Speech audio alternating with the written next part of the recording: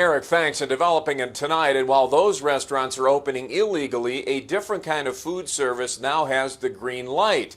And it'll help out truckers who have been working around the clock during this pandemic. News 5's Colette Bordelon tells us more about how food trucks can sign up to park at a handful of rest stops across the state.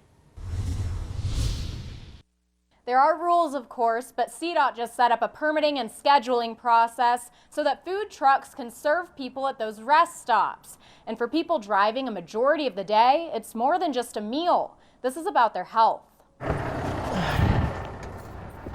It's a way of life for Christopher Dittmar. I wouldn't trade this career in for any other career in the world right now. Who teaches other people how to drive trucks.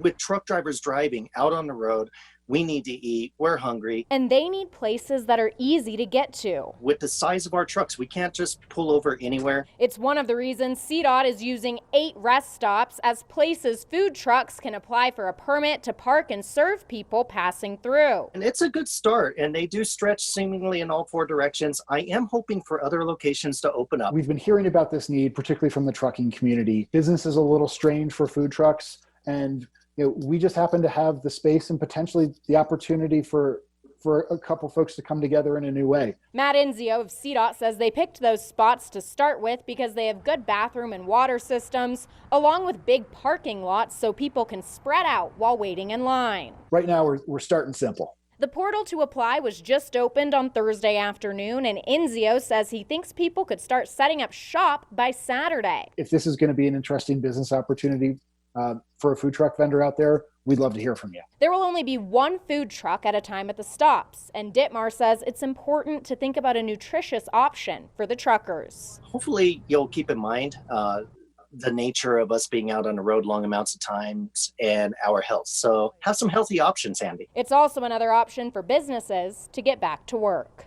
CDOT says all of the rest stops in our state have stayed open throughout this pandemic, except for one between here and Pueblo. They say that one is closed because it doesn't have any running water and could be a public health issue. Always watching out for you, Southern Colorado. Colette Bordelon, News 5.